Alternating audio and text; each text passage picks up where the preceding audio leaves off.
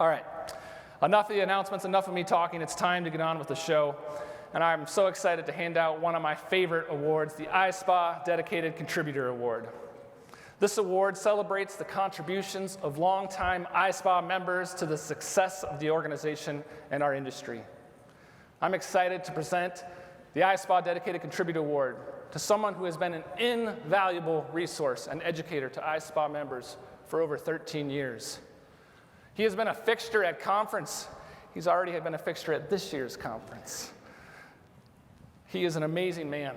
I've been lucky enough to travel the world with him. He is a man of faith. He lives and breathes ISPA wherever he goes. And I am so honored to welcome to the stage now, Dr. Bryan Williams.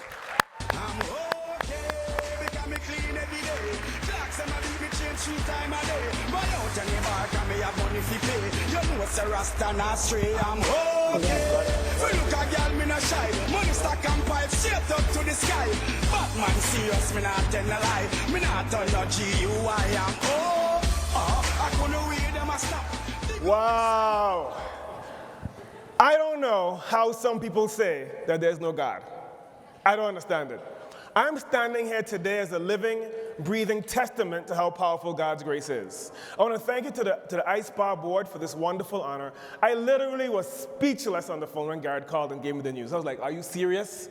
Do you have the right person? Are you sure it's me? So I want to thank the amazing ISPA community who's embraced me from the very first conference I attended 13 years ago right here at the Venetian. You've supported me, encouraged me, and lifted me in more ways than you can imagine.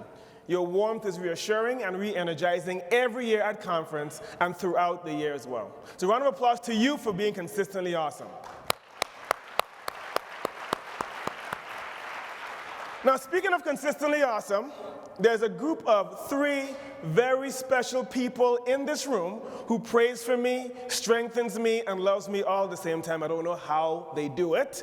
But this trio is my wonderful family who skipped all the way from Maryland to be here with me on this special occasion. First, we have Bali, who is our 6-year-old. You're on the screen. And as you can see, he has way more hair than I do, so it's very unfair. And we named him Bali after Bali, Indonesia. Bali means mighty warrior, so that's Bali. Then we have Bryan, who is our 9.5-year-old, right? A lot of experience packed into the half. And then there's the most amazing lady on earth, Lisa, who's been my bride for 18 years. Give her a big round of applause. Seriously, give it up for her for putting up with me, because I'm a hot mess. Now, I don't care how smart or talented you are or how hardworking you are, we all need to be challenged and held accountable. Would you agree? Yes. My family does that for me without me even asking. So I want to ask you a question. How many of you garden? How many of you have a garden? Yeah? What do you grow? Tomatoes, flowers, what else? Vegetables, but you grow things, don't you? Well, my family and I, we embarked on a cleaner, healthier journey of eating a few years ago, which involved lots of organic foods. Well, as you know, organic vegetables and foods are very, very expensive. That's a special section in the market, isn't it? It's off to the side. So we decided we're going to start growing our own vegetables. But we knew nothing about growing things. We just figured you get some soil and seeds, and you put it together, and things might grow. Shockingly, things grew. We got tomatoes and basil, and the kale had holes in it. Didn't look very pretty. So we started getting more serious, started learning about the potassium and phosphorus and the soil acidity, and about seed depth and plant spacing, and which plants need full sun versus moderate sun versus... It's a thing, isn't it? It gives me a deep appreciation for farmers who have to do this for a living every single day. So we started growing tomatoes and kale and basil and carrots all in our little backyard. So I learned a few things about gardening, which impacts leadership, it impacts accountability, it impacts a lot of these things. Number 1, we never have to try to make weeds grow. You don't have to do anything to make weeds grow. They just grow, don't they?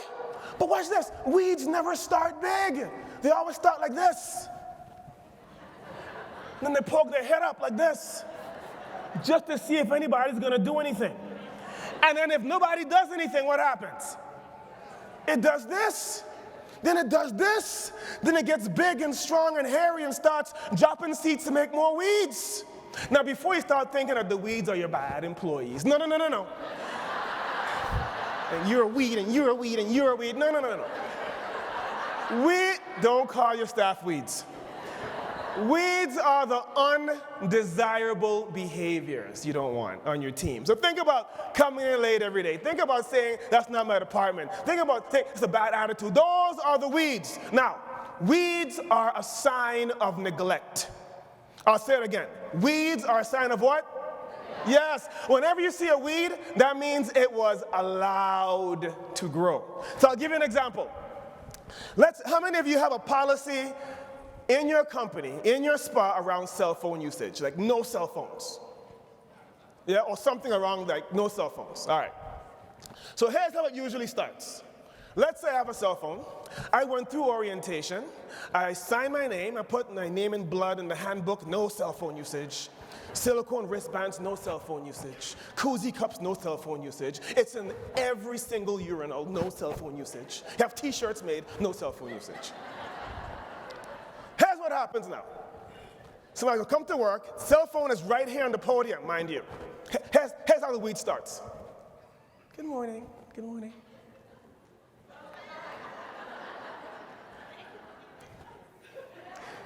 If nothing happens, they pick the phone up.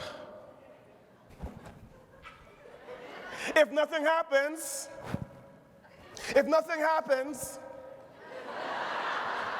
now they're having Facebook Live all up in your spa.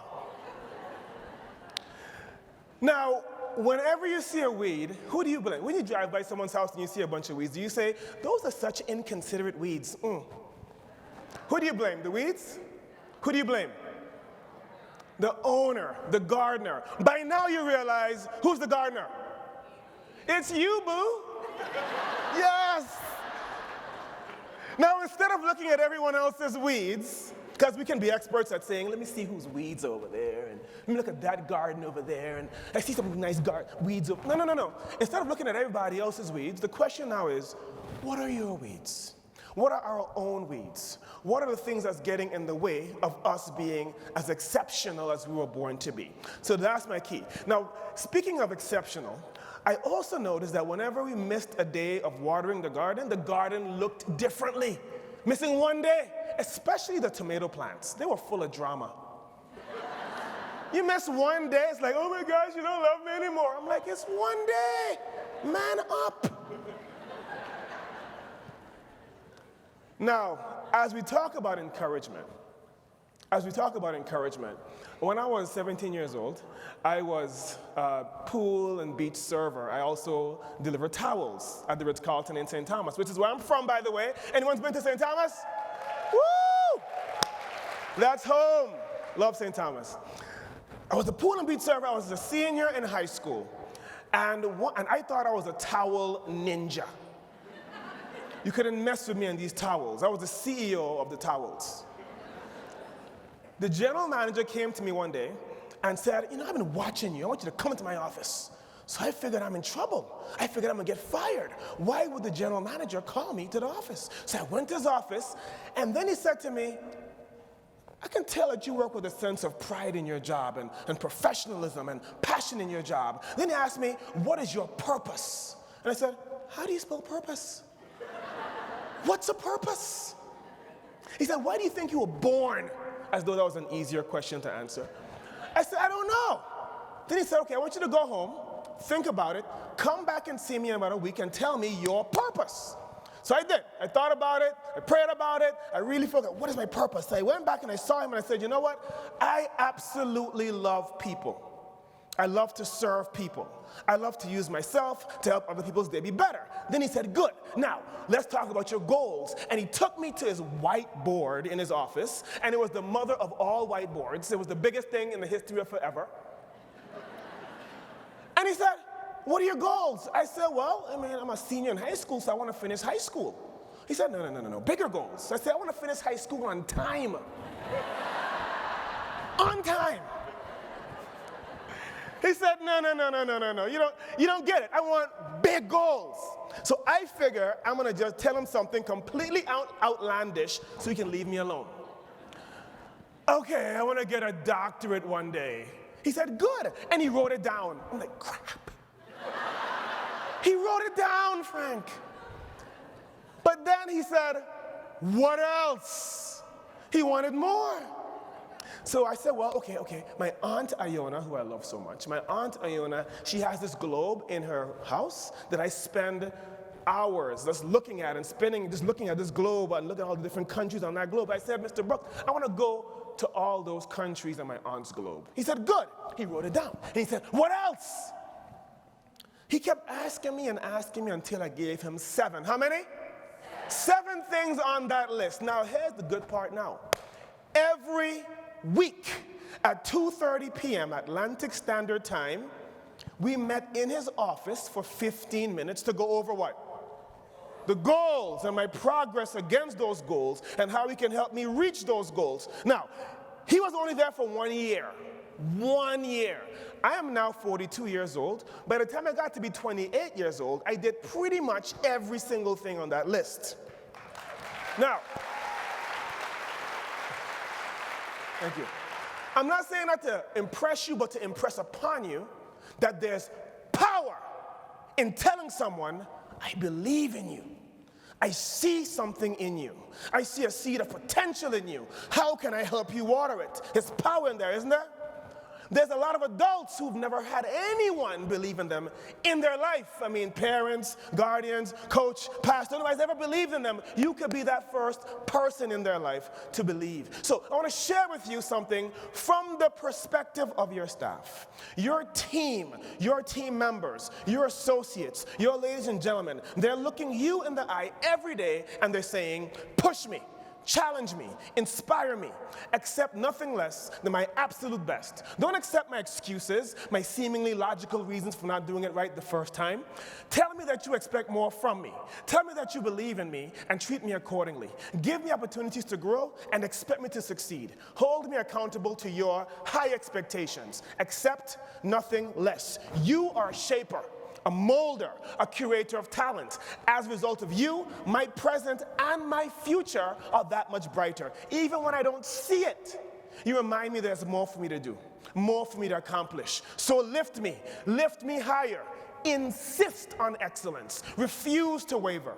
I believe in you because you believe in me.